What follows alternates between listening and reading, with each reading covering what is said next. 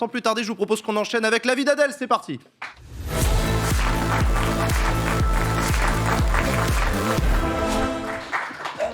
Le petit chien, t'es venu avec ton chien. Il s'appelle Gnocchi, c'est ça? Il s'appelle Gnocchi, je suis sa dog-sitter. Ça va Gnocchi? Ah, c'est pas... Oui, c'est pas toi. C'est pas le mien, non. D'accord, bonjour Gnocchi. Il est encore il est un peu traumatisé d'ailleurs. On peut dire qu'il a gerbé sur le plateau tout à l'heure ou Oui, on peut dire. Voilà, on peut dire. C'était une façon, je sais pas, de s'approprier le lieu peut-être. Mais écoute, c'est formidable. De quoi tu vas nous parler aujourd'hui, Adèle? Ah, de plein de petits trucs. Vous allez bien? Ça va? Ouais! Moi déjà, je suis super contente que Charles de Courson ait pu se connecter. Mais attends. Vraiment, ça m'a rendue très heureuse. J'étais si frustrée la dernière fois. C'était la chance d'une vie de parler juste avant lui. Là, c'est juste après. Voilà, je suis ravie. Bon, pas d'émission la semaine dernière. Oh. Non. Mais c'était pas les vacances pour Jean. Ce qu'il n'a pas arrêté. Le mec est hyper actif. Hein. Donc déjà, chronique dans une émission d'un ancêtre de Twitch, la télévision. Ah oui, c'est vrai. Ouais.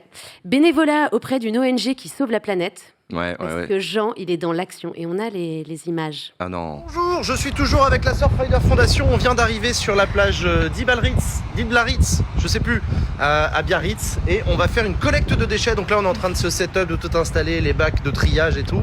Donc Jean est dans l'action et dans le vent. Je sauve la planète, madame. Mais à part ce petit sujet capillaire, tu peux nous rappeler comment elle s'appelle, la plage que tu as nettoyée? Ilbaritz. Je crois que c'est Ilbaritz. Voilà, non mais je voulais juste on vérifie. Ouais. Et quand on s'investit pour une ONG qui s'appelle Surfrider, on... Fait du surf. Non. Évidemment. Et surfer, c'est pas facile hein, quand on débute, comme on peut le voir sur ces images. Sauf pour Jean. Mais regardez-moi cette aisance et cette fluidité dans le geste. J'allais dire simply the best. Bah, c'est beau. Mais c'est quoi ce dab exhubé de 2016? J'étais sur ma vague, pardon. Bon, il ne connaît pas encore bien les concepts. Mais c'était quoi tes inspirations plutôt Breakpoint, Rise on the Nice? Breaking Point déjà. Point Break. Point Break, bien sûr. Point Break. Ouais, The Earthquake, tout ça. Ouais. Donc bref, Jean était très occupé et c'est mieux ainsi parce que quand il a trop de temps libre, c'est compliqué.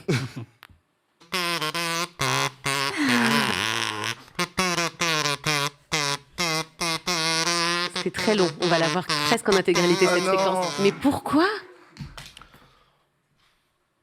Cette conclusion est merveilleuse. C'est pour déclencher le comportement d'abonnement. Ça marche pas très bien, mais... C'était quoi ton petit instrument? Je venais d'expliquer l'article 40 pendant une plonge, j'en avais ras-le-bol, j'ai pété un plomb, voilà. C'est des choses qui arrivent au meilleur. Est-ce que vous avez quand même reconnu cette formidable interprétation de... Cascadeur? Every Time We Touch? Non mais il y on en a un qui a avait du une goût bonne quand même. réponse quand même. Non mais vous êtes sérieux les autres? Un peu de culture, merde. Pardon.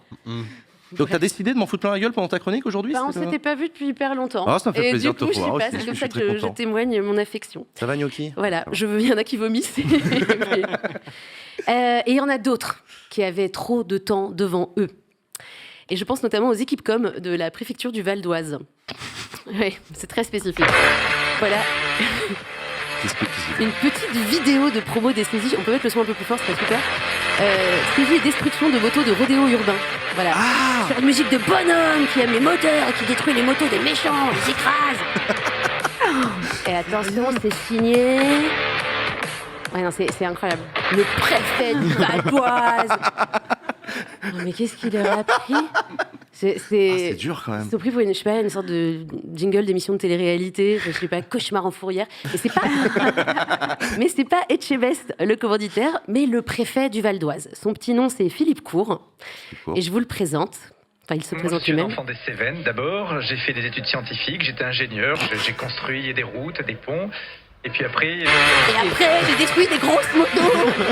Et on s'en fout de l'environnement et du recyclage, Claire, on s'en fout. On casse, on des trucs, on est des bonhommes. Pardon. Lui, il est à Lyon, c'est sûr. Pardon. Alors, sans transition, cette semaine, Festival de Cannes. Et qui dit Festival de Cannes dit ministre de la Culture. Et je me suis dit que c'était un peu l'occasion de parler de Rima Abdul-Malak, dont on parle quand même assez peu. Et on peut peut-être l'écouter sur ses actions en faveur du cinéma.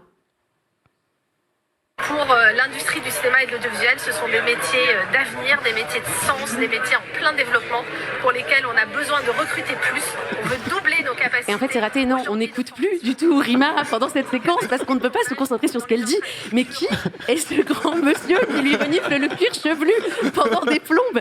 Genre, mais pourquoi on l'a mis là? Genre, qui s'occupe de la com de l'émission? Ça dure très longtemps. Hein.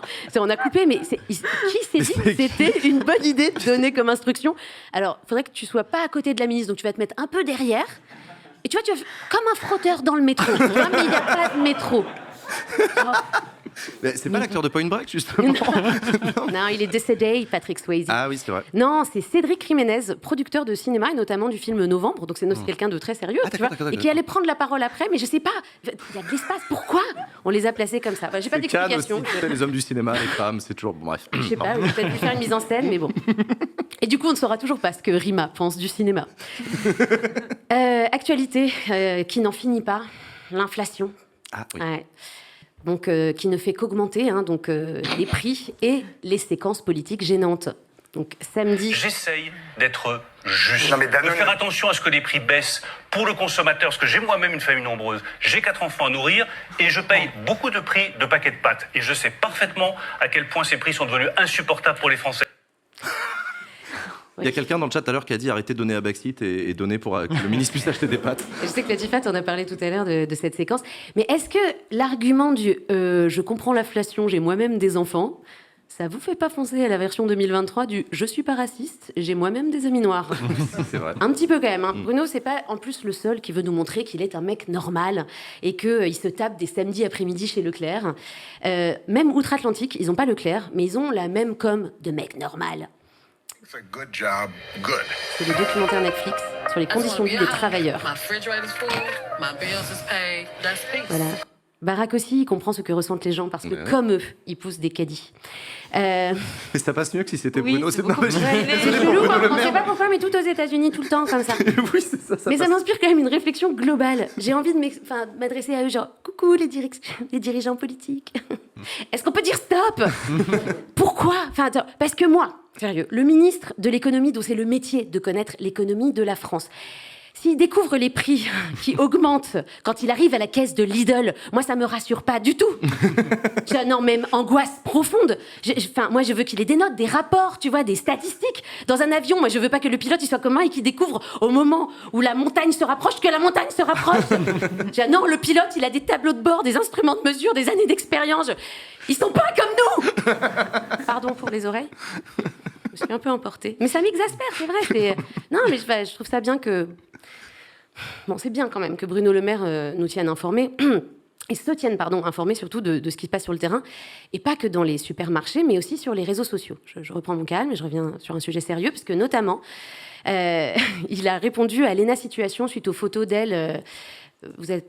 Tu lèves les sourcils, tu n'es pas au courant. Non, j'ai pas vu le dialogue Léna Situation Bruno Le Maire m'avait échappé, je dois l'admettre. Donc Léna Situation a reçu des posts des posts insultants sur son corps, il y a des photos qu'elle a postées. Et voilà. Et Bruno Le Maire lui a envoyé un message sur Instagram qui était, mais c'est vraiment vrai, hein, c'était une story où il lui dit total soutien Léna, de toute façon t'es notre gossure, il l'a pas dit mais. Et il a même ajouté ce deuxième post où il dit donc les filtres et les retouches, ça donne une image déformée de la réalité, c'est pas bon pour l'estime de soi, acceptons-nous tels que nous sommes, soyons nous-mêmes et fiers de l'être. Je suis ministre et écrivain. Pardon, le chien bouge en même temps. Alors, je suis No Filter. Enfin, No Filter, Bruno, il n'a pas toujours été exemplaire en la matière. Comme il nous le confiait il y a quelques semaines sur Brut. Je ne sais pas si vous l'avez suivi. Ce moment où il nous révèle... Ça peut m'arriver, quand j'ai l'air absolument crevé le matin, de faire une petite retouche pour avoir l'air moins fatigué. Voilà, on fait tous la même chose. On ne va pas interdire ça. Ce serait dommage que ça met de bonne humeur quand on a fait une retouche. On est un petit peu plus beau, un peu plus optimiste. C'est très bien. Bah alors, mon Bruno hashtag No Filter Bruno. Hashtag t'es une belle personne, Bruno, arrête les filtres. Mais j'ai une question, est-ce que là, il nous a pas fait un petit... je comprends, les influenceurs, j'ai moi-même succombé au filtre Glamour Gold. Bref, enfin, dernier point, autre communication originale et un peu déroutante, qui nous vient de... Marlène Schiappa. Je suis désolée. Ouais. Vraiment, j'espérais que non, mais elle est revenue sur ses récents choix médiatiques lors d'une interview sur Europe 1. Et elle a expliqué, elle en a profité donc pour expliquer le fonctionnement du gouvernement avec une jolie allégorie. Vous savez, on est un gouvernement de environ une quarantaine de ministres. C'est comme un orchestre, donc il y a une chef d'orchestre qui est la première ministre et chacun fait sa musique. Donc dans un gouvernement, vous avez... il y a différentes notes musicales simultanées. Vous avez des chœurs, vous avez des solistes, vous avez un violon qui fait une petite envolée à un moment. Donc... Et c'est qui le violon qui fait la petite envolée? C'est très poétique, Marlène, mais pas très modeste. Mais Marlène, elle est comme ça, c'est un peu notre violon dingue. Jeu de mots de merde, pardon. Et donc, en gros, Marlène, finalement, elle se voit comme ça. Donc ça, c'est Marlène, avec Elisabeth Borne. Et le gouvernement qui suit un peu la cadence de Marlène. C'est un petit peu compliqué, mais bon, ils sont tous là, presque à l'unisson. Et c'est marrant parce que, je sais pas vous, mais moi, le gouvernement, si c'était un orchestre, je l'aurais plutôt vu comme ça. Voilà.